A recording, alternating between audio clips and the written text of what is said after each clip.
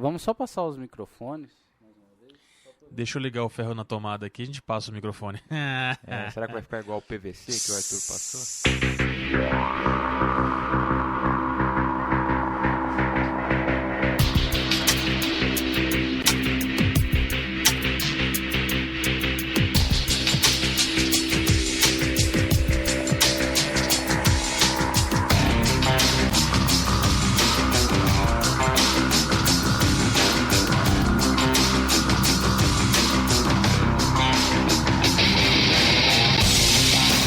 Olá, está começando mais um Vozes da Terceira Terra.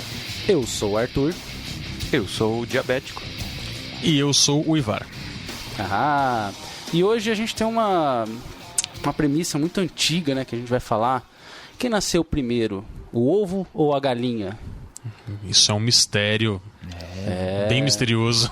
A gente vai falar sobre mistérios. No RPG? Isso. Ah, sim. Não, nas escolas de samba. Faltou. Toma, Diabético. Como assim? Eu tinha que perguntar, não? Realmente é a solução do mistério, né? Então Mas agora imagina o mistério numa escola de samba, meu. Cara, virou um RPG, a mesma coisa. Assassinato na Portela. É tipo assim, é um título de algum livro daquela coleção Vagalume, lembra? Então a gente vai dar algumas dicas de como montar uma aventura de mistério. Vai ter muito leia, ouça, veja aí no meio do nosso episódio. E vamos começar por... Vamos definir o que é uma aventura de mistério e que tipos de mistério existem e algumas experiências que a gente já teve como mestre ou como jogador. Ok, então, mistério, aventuras de mistério. O que seriam aventuras de mistério? Seriam aquelas aventuras onde você tem que descobrir coisas. Isso falando a grosso modo. Sim, mas... Descobrir o quê? Quer dizer que eu vou ser o Pedro Álvares Cabral, descobrir o Brasil? Não é bem isso. Até porque o Desafio dos Bandeirantes começa um pouco depois da época do descobrimento. Meu Deus do céu. Mas aventuras de mistério geralmente são voltadas para a investigação. Muitas delas têm inspiração policial, investigação de crimes. Algumas têm elas pendem um pouco para o lado sobrenatural. Muitos RPGs têm essa investigação sobrenatural, até porque é a tônica de alguns dos grandes sucessos. Call of Cthulhu, por exemplo, vem à mente. Clássico. E onde você investiga não só crimes, mas você também investiga atividades sobrenaturais em geral. Algum outro? E um dos maiores mistérios de todos, né? Cthulhu, se ele existe ou não, né? E toda a turma dele, e os livros, e as seclas, os comparsas e outros underlings que eu não me lembro o nome. Apesar de não ter jogado, mas me falaram muito bem, GURPS Illuminati é um jogo totalmente voltado para mistérios, né? Me corrijam se eu estiver errado. GURPS Illuminati, de certo modo sim, mas como ele é focado muito em teoria da conspiração, em teorias da conspiração em geral, o potencial para um mistério acabar virando uma investigação meio pastelão, sabe? É muito grande ali. O próprio livro ele tem um humor muito particular nesse respeito, assim. Ele cai para um lado mais humorado. Ele é um humor meio... assim, mais... E ele é meio que desvenda os mistérios em vez de criar um mistério, né? Ele te fala das sociedades secretas, de todo... O que seria mistério pra gente, ele desvenda tudo no livro. Meio um Dan Brown, assim, no Código da Vinci, ou... Tem vários elementos do Código da Vinci. Porque legal, o Código da Vinci, assim, os livros do Dan Brown são os livros de mistério do momento agora. Da moda. Da moda. E eu... falo assim com conhecimento de causa de ter lido o Código da Vinci. São mistérios muito bem construídos. Sim, todos eles. Eu li o Código da Vinci, o Anjos e Demônios e o Fortaleza Digital. O esqueleto é o mesmo, né? Mas são todos muito bem costurados, muito bem feitos. Mas é legal porque você investiga uma parte que te leva a uma outra investigação, que te leva a ainda mais outra investigação. Sim. E assim por diante. Quem não leu... você não perde o interesse, você está sempre querendo saber mais. Isso que é legal, eu acho que é importante numa aventura de mistério, em qualquer coisa que envolva o mistério. Aí que tá, falando de Dan Brown, o jeito como o mestre leva a aventura é parte chave fundamental para uma aventura de mistério. Sim. Como os próprios livros do Dan Brown. Se você pegar e ler um capítulo, você fica com muita vontade de saber o que vai acontecer depois. Eu acho que essa premissa de, nossa, e aí? O que vem depois disso? É que deixa a pessoa curiosa, que são o ponto fundamental de uma aventura de mistério, né? O que eu acho interessante do Código da Vinci, eu não sei se isso acontece com os outros livros, até o Diabético pode falar, porque ele leu os outros volumes, é que assim, o inimigo do jogo, enfim, do universo, nunca está muito bem definido. Você trabalha sempre contra a igreja, mas você não trabalha contra ninguém diretamente. Existem alguns antagonistas no livro, mas você nunca consegue chegar neles diretamente. Só aquele albino que é capturado, depois amarrado e depois acabam com ele. Então... Mas assim, ele é um peão. Ele é um peão. É. Você nunca chega no rei. O rei, na verdade, nem aparece. O vilão, o antagonista do livro mesmo, dos livros todos, você não chega a conhecer muito bem, assim. São todas entidades, sociedades secretas e entidades muito maiores que você não chega até eles. Então, eu acho que isso pode ser a primeira dica. Quando você for trabalhar uma aventura de investigação ou de mistério, seja natural ou sobrenatural, é legal os jogadores não saberem exatamente quem é o vilão. Ou eles podem ter uma ideia e o vilão pode ser inacessível. Isso. Como nós dissemos aqui. O tamanho do mistério, eles têm o conhecimento de uma pequena parcela desse universo do mistério. Um fragmento, né? Aí a hora que eles descobrem, falam, putz, nós temos que descobrir isso. A hora que descobre que o negócio é muito maior do que aquilo. Aí que dá o gancho que o Arthur falou para continuar, para ter outro mistério e outro mistério que vai ficando cada vez maior o negócio. Isso eu acho legal. Nosso mestre quer fazer uma aventura de mistério. Necessariamente precisa ter um vilão? Eu acho que não, cara. Eu acho que às vezes ele pode investigar uma situação que pode ter acontecido por uma fatalidade ou não. E isso leva a uma série de outros casos que vão decorrente. Eu acho que o mistério, na verdade, quando você investiga um mistério, você quer saber qual é a causa daquele mistério. Ou quem causou naquele mistério. Que aí é a questão dos vilões. Mas assim, não precisa ter um vilão central. Você pode ter uma corporação, né? Inteira. Mas é o caso que a gente estava falando agora com o Dan Brown. Isso acontece. Lembra de um live que a gente fez, Arthur, da Caixa de Pandora? Pode-se dizer que era um live de mistério. Não tinha... na verdade, todo mundo era vilão naquela história, né? Mas não tinha Só que eles não sabiam. Cada um estava tentando passar a perna no outro, mas não tinha um vilão. Tinha uma situação que a pessoa tinha que contornar, que era descobrir onde estava a Caixa de Pandora e roubar a Caixa de Pandora. Cada um com um fim diferente, mas... Cada um com seu objetivo, mas o mistério envolvia como fazer esse tipo de coisa. Então, eu acho que não necessariamente precisa do vilão. Tendo uma situação que te impulsione para descobrir, acho que já está valendo. Uma coisa que eu acho muito legal, que pode ser aplicadas, né, nos RPGs, são aqueles mental puzzles, ou quebra-cabeças mentais. Não sei se vocês já ouviram falar. O Ivar eu sei que já ouviu falar. Já conheço. Você já ouviu falar também? Já. É muito bacana. Vamos deixar um aqui pra galera, só pra eles entenderem o que é um quebra-cabeça mental. Quem conhecer, beleza. Não escreve no TPK não a resposta, deixa as pessoas que não conhecem irem um pouco atrás. Eu pesquisei na internet e não achei nada sobre isso, cara. Mais quebra-cabeças. Isso é o típico passatempo de acampamento. Né? Mas é verdade. Vamos fazer legal. Um bem simples. Basicamente você, só explicando como é que funciona mais ou menos, você descreve, digamos assim, o que seria a cena final de uma situação. E aí as pessoas que estão participando do Mental Puzzle, elas fazem perguntas que podem ser respondidas com sim, com não ou assim, informação irrelevante. Então, um bem fácil para quem quer descobrir é o seguinte: a cena é um quarto sem janelas, existe uma pessoa pendurada no teto por uma corda, enforcada, cerca de 1 metro do chão.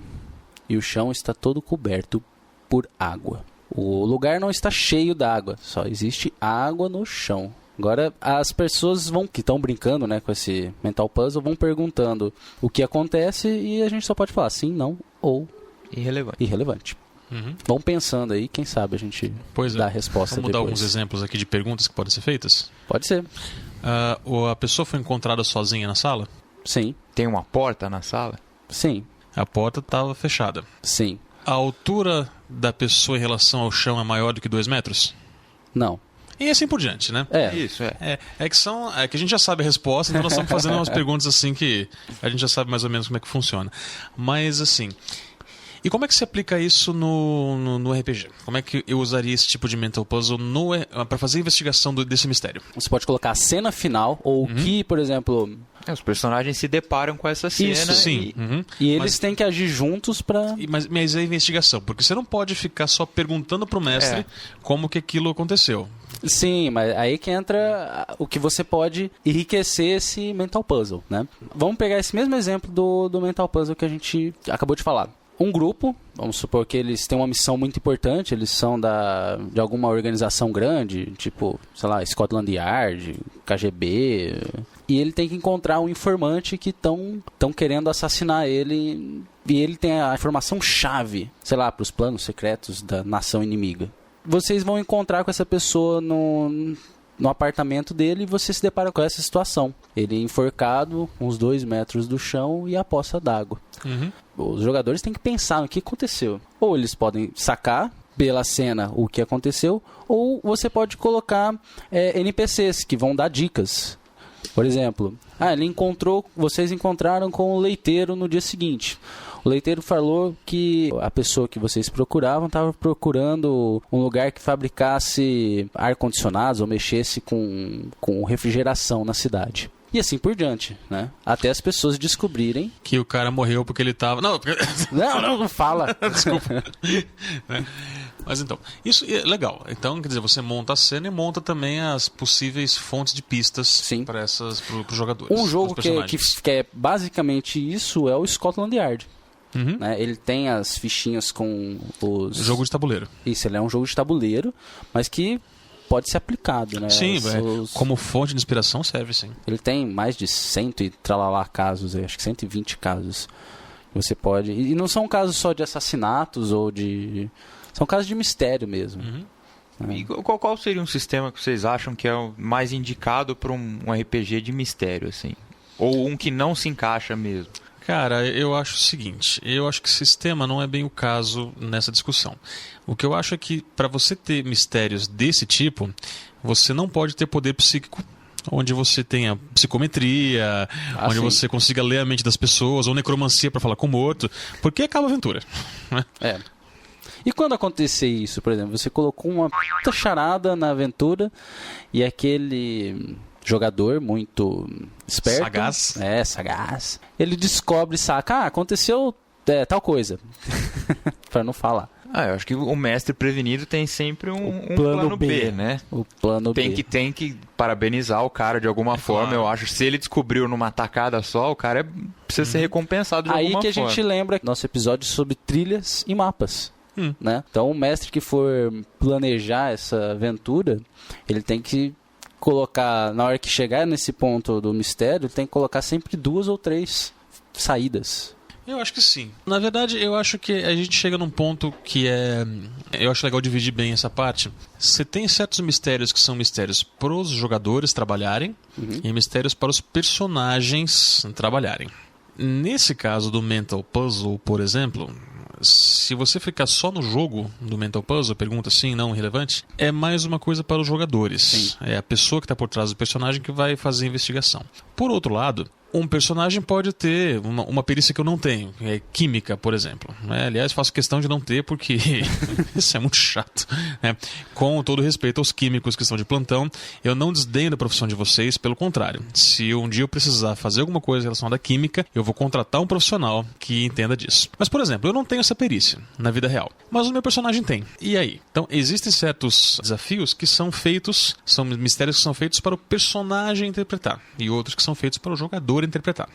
Assim, mas por exemplo, nesse mental puzzle que a gente acabou de fazer, mesmo, tem coisas que pode ficar no sim ou não, que são da situação. Tipo, a porta estava trancada? Sim, estava trancada. Tinha muita água no chão? Não, tinha um tanto, mas não chegava a ser nem só espalhada pelo chão. São coisas que você descreve a cena e para. Esse exemplo que o Ivar deu é legal. Por exemplo, nessa mesma nossa mesma situação da sala, do cara enforcado na sala. O cara que tem uma maletinha com as coisas de investigações de química, ele pode falar, olha, eu estou investigando o chão, o mestre, sabendo que o cara é conhecido em química, fala, ó, você descobriu uma certa substância no chão que tem uma ligação com tal coisa, entendeu? O mestre mesmo pode dar essa incrementada Sim. pra ajudar o personagem. Não tanto o jogador, mas o personagem. Certo. Mas existem também, por exemplo, aqueles mestres que gostam de fazer desafios para o jogador. Então, entre uma sessão e outra, o mestre deixa um enigma, deixa uma charada para que os jogadores resolvam aquele mistério durante a semana, no intervalo entre as sessões, em vez de contar com as perícias dos personagens. Sim. Eu, por exemplo, como mestre, apesar que faz um tempo que eu não mestro, eu não gosto daquela situação onde o personagem fala assim, o jogador fala assim, olha, o cara tem esse, eu rolo o dado. Eu faço um teste de tal coisa. Tipo, você não vai nem perguntar alguma coisa pra mim? Não, eu quero rolar o dado. Pra mim é só isso que importa. Mas aí depende da pessoa, né? Tem pessoas que são mais gamers, confiam no dado e no personagem e preferem não pensar na situação. Mas aí vai assim, eu acho que vai um pouco... quando eu mestro, né, eu procuro dizer para os personagens, os jogadores, eu falo, jogadores, os meus mistérios funcionam mais ou menos desse jeito aqui. Mas aí você tem coisas avisa. que eu quero que vocês descubram, que não é relacionado aos personagens. Tem coisas que sim é para os personagens fazerem. Que é igual, por exemplo, tem um amigo nosso que ele só joga em terceira pessoa. Ele nunca interpreta o personagem. Quem é? Ué. Meu Deus. Você descobriu, né? Então não preciso falar o nome. Eu não descobri, mas tudo bem. Tá, beleza. Sorte sua. O apelido dele é Doom Boy nas aventuras. Eu continuo sem saber quem é, mas depois beleza. fora do ar vocês me falam depois. Tá? Mas eu acho legal assim você trabalhar com esses... Eu gosto de trabalhar com mistérios para jogadores, não só para os personagens. Eu gosto de fazer os jogadores pensarem. Claro que também procuro não dar coisas impossíveis, que senão o negócio fica chato. Mas especialmente quando eu tinha umas aventuras de Seventh Sea, eu gostava de avisar as pessoas assim, esse mistério aqui, isso aqui é para vocês resolverem. Se vocês quiserem fazer ele via rolagem de dados, tudo bem, mas não vai ter o XP inteiro da aventura. Eu vou dar um descontinho no final. Acho legal isso. Eu gosto de forçar um pouquinho mais a interpretação. Eu também prefiro do que... Marcelo não tá aqui hoje. Outros ganchos para aventuras de mistério são, por exemplo, aqueles seriados tipo Lost ou CSI. Principalmente o Lost, né? As primeiras temporadas é um mistério atrás do outro. Né? Exatamente. Primeira e segunda temporada. Aliás, não só a primeira e a segunda, né? É que assim, depois que você vai conhecendo um pouco mais, conforme a história vai se expandindo, o universo que você conhece dentro daquele seriado vai se expandindo, você começa a esperar certas coisas. Você começa a esperar certos acontecimentos com muito mais impacto. Né? Mas no começo, na primeira, segunda temporada, onde eles estão no meio da deserta, não conhecem direito o lugar, eles descobrem aquela escotilha, sabe? Tem a questão dos números, tem a questão que só o telespectador se toca nos flashbacks, que todos eles estão conectados de alguma forma, mas eles não sabem disso. Então, são mistérios que são colocados ali e que, apesar dos personagens estarem envolvidos com eles, você, como espectador, também começa a se envolver porque a sua curiosidade é maior. O CSI, tanto o CSI Miami quanto Las Vegas, tudo, ele é focado mais em investigação policial. Mas o interessante que eu acho do CSI e programas similares é que ele, apesar de serem investigações não sobrenaturais, mas eles levam certas coisas assim... todo o procedimento é lógico, mas demora muito até você conseguir descobrir toda a lógica daquilo que aconteceu. Não precisa ser sobrenatural para aguçar a curiosidade. Mas um sobrenatural, Arquivo X, que foi um dos Arquivo grandes X, seriados de mistério, né? E tratava do sobrenatural. Ele tinha tanto episódios sobrenaturais quanto alguns que eram mais investigação comum. Né? Mas era legal, bom exemplo fenomenal também. Sim. E o que está hoje em voga também, o House, que não deixa de ser um seriado de mistério também. Eu não gosto de House, desculpa quem gosta. Cara, House é um seriado de mistério, uma investigação biológica. Ué, mas por que não? Eles investigam o capítulo todo até chegar no último momento o House descobrir que era um pelo encravado da paciente e por isso que ela está tendo câncer no pâncreas. Nossa! Cara, procura na internet, assim, vai no Google, tem lá, automático de episódios do House. Procurem na net. Não é muito difícil de encontrar, não. Você vê que, assim, 90% dos episódios do House seguem aquela fórmula. E o que não desmerece o episódio, porque se o negócio tá 6 temporadas no ar bombando, é porque a fórmula funciona. O povo gosta de ver o House tirando o resto do elenco inteiro. A verdade é essa. O House tem que morrer com uma bengalada na cabeça. O que mais que nós temos aqui? Exemplos, então, de coisas que podem ser levadas de mistérios que podem ser levados para aventuras. O que nós temos aqui? A gente tem o próprio Scotland Yard, tem o Detetive, que o Detetive, apesar dele ser ele é um bem básico, assim, né? Um jogo básico de mistério, mas ninguém sabe quem que é o assassino. Às vezes é interessante, né? Você colocar... Eu acho o Detetive um jogo fenomenal, assim. O clima que ele consegue criar, só com aquelas cartinhas, você fica naquele clima de mistério mesmo, que eu acho muito legal. Cria aquela tensão entre os jogadores, falam, mas... Outro que eu gosto muito é o Interpol. Porque o Interpol, você tem a cidade, né? E você tem uma pessoa que é o Sr. X, que ele vai andando pela cidade e as outras pessoas têm que ir caçando. É muito legal. Porque o você Sr. pode andar de táxi, de ônibus, é bem legal. Ele é muito legal porque o Sr. X aparece de tempos em tempos em algum lugar. Então você fica pensando, pô, por onde que ele foi? Ele pode ter ido por aqui, por ali, por ali. A pessoa fica criando estratégia pra tentar pegar o Sr. X. É muito divertido. Ele é mais constante, não é tão fixo quanto o Detetive. Existe sempre as três premissas, né? O lugar, a arma e o assassino. O Interpol, a pessoa vai andando. Então andando pela cidade. Você tem que descobrir aonde que ela está. Eu tinha um livro há muito tempo atrás. Acho que eu comprei esse livro, eu devia ter uns 10 anos e pouco. Na verdade, naquela época, como não havia internet ainda, né? Lembra dessa época? Lembro. Nossa. Pois é, não tinha internet. As pessoas conversavam por rádio, sabe? Rádio amadora, assim. Vocês vão ver voz de fundo, ver o que eu tô falando. Mas eu tinha um livro que era daqueles daí de ouro, a gente comprava por catálogo. Vinha um catálogo, você mandava um cartãozinho resposta comercial, chegava na sua casa, um pacote com livros, depois você pagava ao retirar no correio. Eu não sei se alguém lembra disso ainda. Eu lembro. Né? É reembolso postal, né? Hoje em dia o negócio é muito mais fácil. Enfim, era um livro chamado 94 Casos Policiais. Editado pela Ediouro, isso nos anos 80 ainda. Talvez alguém consiga encontrar em algum sebo.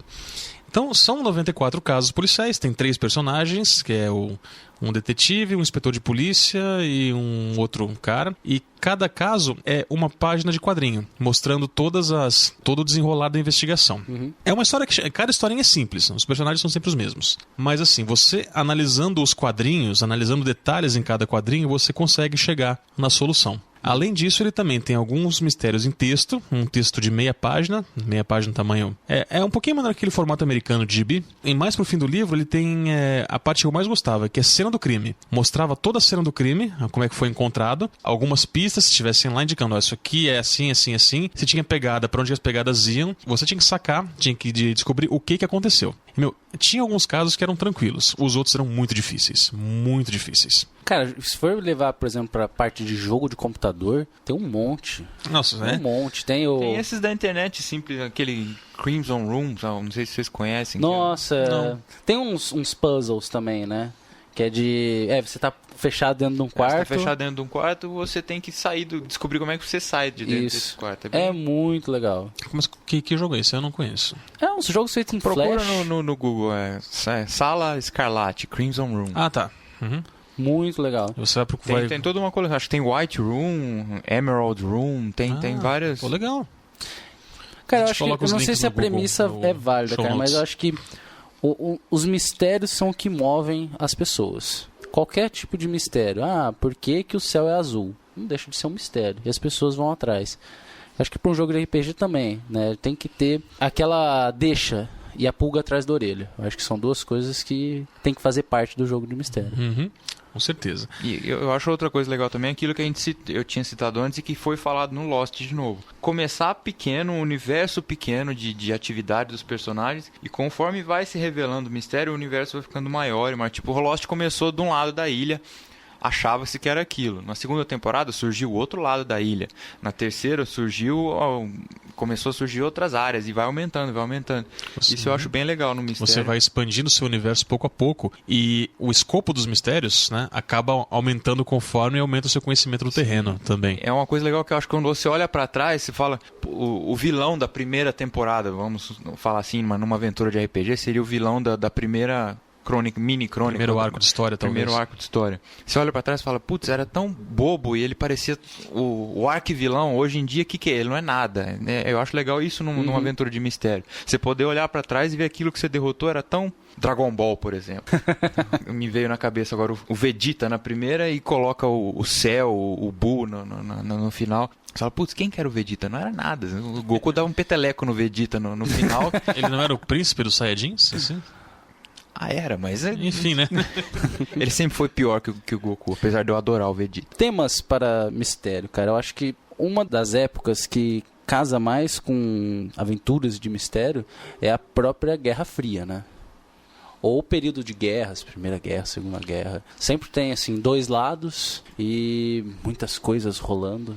Eu acho que o século XIX casa muito bem também, aquele estilo finalzinho do século XIX, comecinho do século XX, as mansões, os detetives, época Sherlock Holmes mesmo. Eu acho que casa bastante também. Eu acho assim, que eu gosto muito dessas duas eras. Assisti muitos filmes de 007. Só que é o seguinte, depois que acabou a Guerra Fria, os roteiros começaram a ficar cada vez mais sem graça. Isso é verdade. Então... Não tinha aquele russo pra matar, né? Não, de um alemão oriental, um búlgaro, né? Então, pra ficar legal, o 007 tem que fazer parkour, né? Ah, claro. O legal das investigações, ou de mistérios em geral, é sempre você tentar limitar o acesso à informação dos jogadores ou dos personagens. Quanto menos acesso à informação você tiver, mais desafiador é aquele mistério. Se você está numa época onde tem Google e coisas do tipo, uma época como o próprio CSI, por exemplo, que tem aquele analisador de DNA instantâneo. Nossa. Então, quer dizer, num episódio de 45 minutos, você em meio minuto descobre quem é o culpado, ou quem deixou aquele DNA ali. Né? Mas se você está numa época como o século XIX, ou Guerra Fria, se você está infiltrado no leste europeu, onde você não consegue acesso a informações rapidamente, então você tem que trabalhar muito mais. O seu personagem tem muito mais coisa para fazer do que em vez de assim, simplesmente acessar um banco de dados, seja qual for, para descobrir as respostas que ele precisa. Se o cara vai investigar alguma coisa e ele precisa investigar uns 2 ou 3 cadáveres, se ele não tiver um conhecimento em medicina forense, em medicina legal, ele vai ter que ou estudar a respeito ou achar alguém que conheça isso. Então, mistérios podem acontecer tanto nessas épocas que vocês citaram, acho ótimas. Alguns exemplos de mistérios que acontecem em outras épocas também. Tem aquele livro, que depois virou filme, O Nome da Rosa. Nossa, muito bom. Investigação medieval. Total. Digamos assim. Que mais? Cara, a própria série Star Wars, cara. Tudo acaba sendo um mistério. Nos primeiros filmes, a força é um mistério. A busca pela... Apesar de ter a tecnologia, força, né? Existe sempre um mistério em cada episódio. É que o acesso à informação sobre a força é muito limitado. Sim. Então por isso que ele vai investigar aquilo. Vai atrás daquilo ali, saber o que é, saber como é que funciona e procurar um mestre Yoda. Eu creio que a minha lógica se mantém nesse aspecto também. Né? Sabe o que eu acho bem legal também, que me veio na cabeça agora? Isso vai exigir um pouco mais do mestre também, dar dicas que não tem nada a ver com o mistério, no meio do mistério, para confundir, dar um mislead assim, no jogador. Ainda mais se ele tiver planejado o que vai acontecer na crônica depois que o mistério for desvendado, ele dá uma pista que vai ser uma pista para um mistério futuro, que aí o cara fica pensando, mas o que isso tem a ver com o que está acontecendo? Não tem nada a ver. Ele só vai descobrir lá para frente, quando esse primeiro mistério for resolvido. Eu acho legal que dá uma sensação de que as coisas já estão todas... Que o universo é bem maior do que você imagina. É que o mestre, né? não existe só aquilo que o mestre inventou. O universo é bem maior que aquilo. Toda aventura é um mistério? Não, eu acho que não. Porque, por exemplo, você vai enfrentar uma horda de bárbaros. Você não sabe quantos são. Tem um mistério no ar. Eu já diria o seguinte, isso faz diferença na aventura ou não? Por exemplo, você tá entrando numa dungeon. Pô, é um mistério só, cara. Você não sabe o que tem, você não sabe o que essa seria uma aventura de mistério, mas nem todas. Eu acho que não são mistérios tão aparentes como uma investigação criminal, mas não deixa de ter um mistério. Eu acho que nesse caso o mistério dele não toma o primeiro plano. Não toma o primeiro plano, mas sempre existe um mistério. Então por isso que eu não considero. Eu pessoalmente não gosto muito dessa sua ideia. Nosso amigo Henker, por exemplo, que ele gosta de aventuras de cotidiano. Aventura de cotidiano não tem mistério. Tem jogadores que adoram fazer um padeiro, fazer uma pessoa comum na sociedade e representar isso. E não chega a ser um mistério. Você não tem conflito na aventura. Você não tem uma coisa que precisa ser resolvida. Você vai vivendo a sua vida até que o mestre coloque um conflito, mas não necessariamente precisa ter o conflito. Eu acho assim, se você vai ter uma cena de batalha épica, ou então se você está só tentando escapar de algum lugar, o mistério, se existe, é muito pouco. Você já sabe o que você tem que fazer, sabe? O único mistério é quem vai ganhar ganhar a batalha. Aí depende do mestre ser legal e, pra quem gosta, né, pros dados ajudarem. Uma coisa assim, que tem não digo que é moda, mas que tem, porque isso aí dá trabalho pra caramba fazer, mas que tem ficado mais comum recentemente, são aqueles ARGs, ou os jogos de realidade alterada. Já ouviram falar? Já. Já lembro um da Guaraná que ela fez faz um tempo. Mas é que 10 mil e o pouco. negócio assim era meio... Não, foi muito Guaraná, É sabe? Guaraná demais, é um negócio... Mas foi divertido. Né? O negócio começou assim, pra quem não conhece, o ARG, ele é um jogo onde você começa a investigar lugares da sua vida real, quer dizer, você tem um mistério pra você resolver e você começa a investigar, eu vou no parque da cidade, lá vai ter um sinal, alguma coisa, eu vou em frente ao teatro, eu vou na igreja tal, lá alguém da produção desse jogo deixou alguma pista lá. Ou não, né? Ou já existia, ele só usou aquilo como pista, né? Talvez, né? Bem Dan Brown, como existem essas duas coisas. É que geralmente, assim, pra história se encaixar, e geralmente a produção desses ARGs, eles já preparam a cena com uma boa antecedência antes de soltar os jogadores lá. Fica quase como se fosse uma caça ao tesouro gigante. Claro que existe uma investigação, dependendo do ARG, uma investigação bem forte. Acho que o primeiro ARG, ele durou 3 anos na Inglaterra. Nossa. E era como se fosse temporadas. Você tinha alguns arcos de história que tinham que ser resolvidos, a investigação ia progredindo para níveis mais difíceis e a história ia se desenrolando. Eu não lembro direito o nome desse jogo, mas dá uma pesquisadinha na Wikipedia que lá, o primeiro ARG, ele é um dos mais tradicionais e referência até hoje em relação a isso. Eu acho que no momento em que esse episódio for ao ar, esse ARG já deve ter sido revelado, porque a Devir tá com meio um teaser, meio um viral, meio um ARG sobre um mundo novo, um universo novo que eles estão lançando. Então eles têm no site deles, tem um site secreto, acho que é devir.com.br/topsecret, e nesse site é uma tela que mostra um quarto todo bagunçado e você tem que caçar as áreas clicáveis por ali. E vai dando algumas pistas do diário de alguma pessoa ali que está desenvolvendo alguma coisa. E eles também pegaram alguns envelopes e mandaram para pessoas influentes, formadores de opinião, na comunidade do RPG brasileira. Então, pessoas de alta exposição, ou que são bem respeitadas, como, por exemplo, o Douglas D3, que já trabalhou no Devir, foi responsável pela tradução de bastante material. E, então, ele recebeu também um envelope com algumas pistas, alguns fragmentos de coisas, e ele publicou no site dele tudo que recebeu. Então, tem gente querendo saber exatamente o que a Devir está aprontando, né, nessa época, assim, nesses tempos, assim, nesses dias.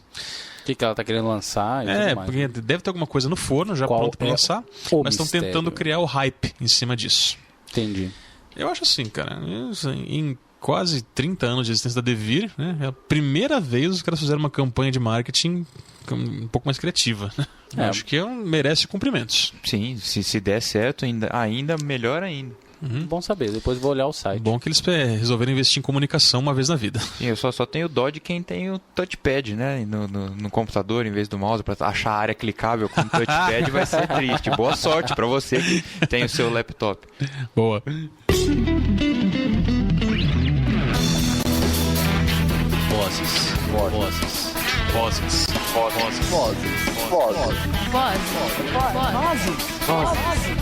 Vozes da terceira.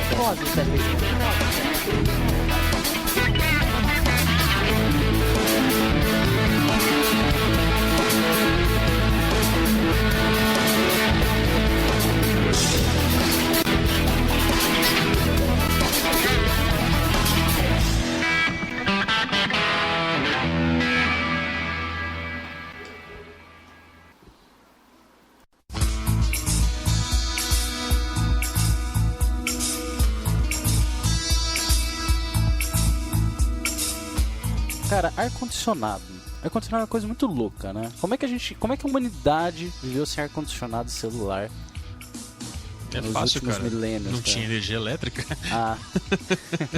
Também não era tão quente quanto é hoje. É verdade. É verdade, meu pai falava que antigamente, pelo menos aqui em Ribeirão, que é um inferno, era mais ameno o clima, era um pouco mais friozinho.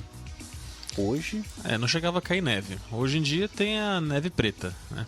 Que cai por conta da cana-de-açúcar que tem aqui em volta da cidade. Aqueles desgraçados tocam fogo no canavial para ficar mais fácil de colher. E fica aquela fuligem, né? Aquela nuvem preta que cai. Isso quando não é o seu vizinho que bota fogo no terreno baldio do Isso, lado. é super gostoso, aquela fumaça que vem 5 horas da tarde chegando. Você chega em casa do trabalho, Na hora do aquela almoço, fumaça. na hora do almoço, aquele fumacê, onde tudo fica com cheiro de torrada queimada. Verdade. Mas o negócio do ar-condicionado é legal que a gente se livrou do calor e não conseguimos, em consequência também, doenças respiratórias, né? O ar-condicionado é o terror de quem tem rinite, quem tem todos esses problemas aí. Eu hoje fui numa fábrica de ar-condicionados, eu tava vendo o pessoal... Eu fui gravar um vídeo lá, tava vendo o pessoal limpar o ar-condicionado. Na verdade, não é o ar-condicionado que causa as doenças, é a falta de limpeza. Isso, então. Eles estavam limpando o ar-condicionado que fazia uns 6 meses que não estava sendo limpo.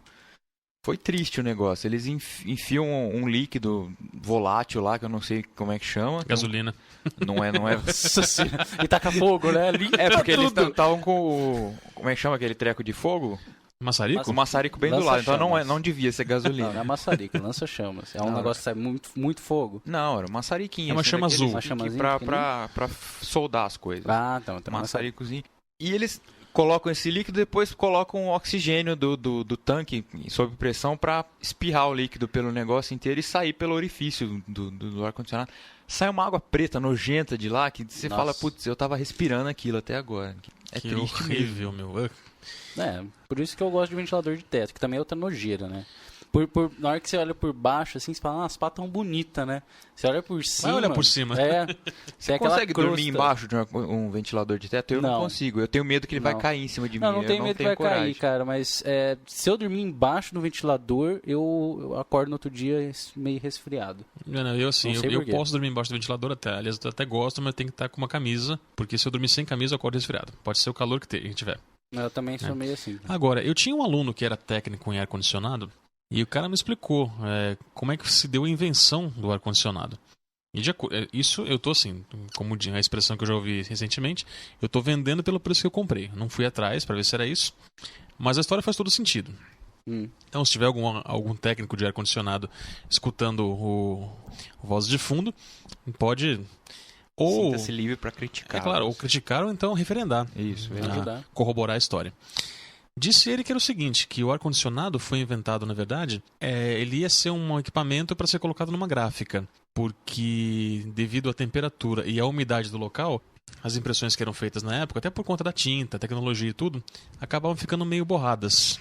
Só que é o seguinte, a hora que o ar-condicionado foi instalado, os caras perceberam que além de retirar a umidade do local, ele também deixava o ar um pouco mais gelado, o ambiente um pouco mais confortável.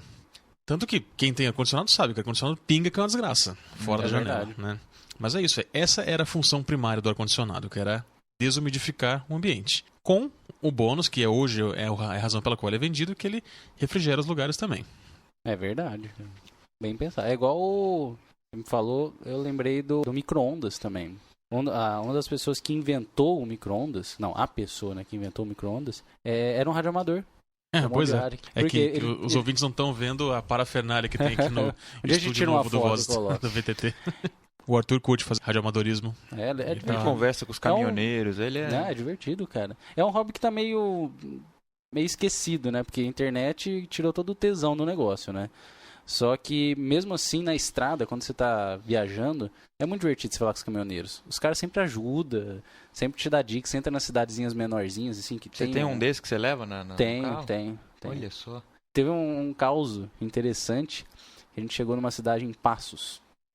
Olha, as raízes do bate-papo, sabe? eu ia falar do micro-ondas, deixa eu só terminar o micro-ondas. Foi um radioamador, ele descobriu o princípio, né? Ele deixava o copo de café dele do lado de um rádio.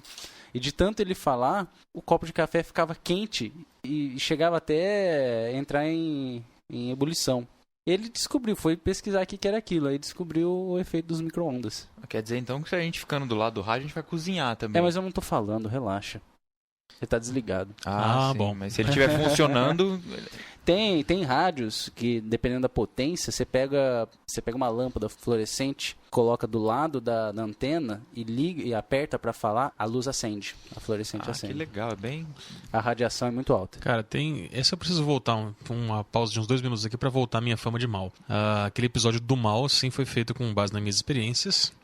E esse negócio de lâmpada acender, assim, quando você tem uma criança e você não suporta aquela criança, o que você pode fazer é o seguinte... Todo mundo já teve aquela experiência de fazer dar uma cotovelada em algum lugar e tomar um choque no braço, né?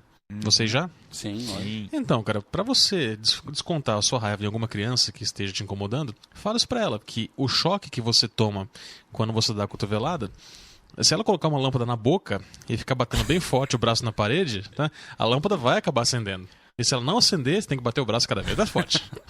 Pra gerar corrente elétrica. Gostei, vai. Ô, você é mal, Ivar. Vocês não sabem o quanto que eu sou mal. Mas enfim, a gente ia falar do que mesmo? Então, se alguém vê alguma criancinha com uma lâmpada na boca e batendo o cotovelo, sabe que foi o Ivar. O Ivar que incentivou. Pode ter sido eu também. A partir de agora eu vou... Vai disseminar o negócio. Gostei Vai dessa. assumir. Quer falar mesmo de... A gente falou do rádio amador, Tinha uma do história que micro-ondas. você falou A história do rádio amador, isso. Não, já falei. Do caminhoneiro. Ah, do caminhoneiro de Passos. O caminhoneiro de Passos. Aquele caminhoneiro de Passos lá. Não foi nem caminhoneiro. Era um rapaz que mora, né? Espero, não sei ainda. Uhum. Se ele ainda mora em Passos, que ajudou a gente. A gente chegou em Passos e a gente precisava sair de Passos e chegar em São João Batista do Glório. Chegar aonde? São João Batista do Glório. Isso é uma em- cidade, é uma isso cidade em Minas Gerais. Minas Gerais. Cara, Minas Gerais tem uns nomes de cidade muito interessantes. Olha, na minha Não, viagem... beleza, deixa eu terminar a Vai lá. história. Então, a gente chegou em Passos e nada. E não conseguia achar placa. Aí eu peguei o rádio e falei, ó, algum amigo aí pela frequência e tudo mais. Aí um cara respondeu, falou, não, eu tô por aqui. Eu falei, tô precisando de uma ajuda. Tô perdido aqui em Passos. E Passos é uma cidadezinha minúscula, né? Só que não tem uma estrada que liga de Passos a São João Batista. Tem Aliás, que já entrar a na estrada que cidade. chega em Passos já não é uma estrada, assim. É, Ela Você se sente na lua, né? É, na Tanta verdade- cratera que tem. exatamente. E chegando lá, eu conversando com o cara, ele falou, não, onde você tá? Eu tô na rua tal. Vira à direita. Cara, foi muito estranho, porque parecia perseguição. Você vai chegar numa banquinha assim assado. Cheguei. Agora vira à esquerda. Parecia que o cara tava guiando a gente. Você tinha o seu GPS Não, particular. ali, cara, né? ainda O cara tava te olhando do satélite. parecia. Te acompanhando no Google Earth. Agora você vai passar por um lugar assim, vai passar por uma banca de revista. Isso mesmo. Agora vai reto que você chega lá. Saímos. Cara, foi uma das únicas vezes que eu saí rapidinho de Passo. 2 palitos. Agora, Não, olha pra hoje- esquerda e abana a mão. Sou eu, olha. Hoje tem sinalização, mas na época não tinha. E na volta foi engraçado, que eu encontrei o mesmo cara. No que eu encontrei esse cara, e eu falei com ele, então eu tô precisando de um lugar pra comer, que seja baratinho e legal. Eu falei, vou te levar num lugar. Pum, pá. Cara, lugar feio, horroroso, assim. Cheio de... Sujo. Não, melecado. não é sujo, não. Chechelento. Eu só feio. Não, só feio. A gente entrou e falou, será que é aqui mesmo? Beleza, né? Cara, nunca comi um arroz e feijão tão gostoso na minha vida, mano. Foi muito bom. Pensei que fosse ter pão de queijo lá. Você não tava em Minas Gerais? Né? Mas 3 Eles dias... comem outra coisa além de pão 4 de dias queijo em comendo... Minas Gerais? 4 dias comendo miojo, cara. Nada melhor que um arroz e feijão pra rebater. Miojo. Aliás, eu tenho uma receita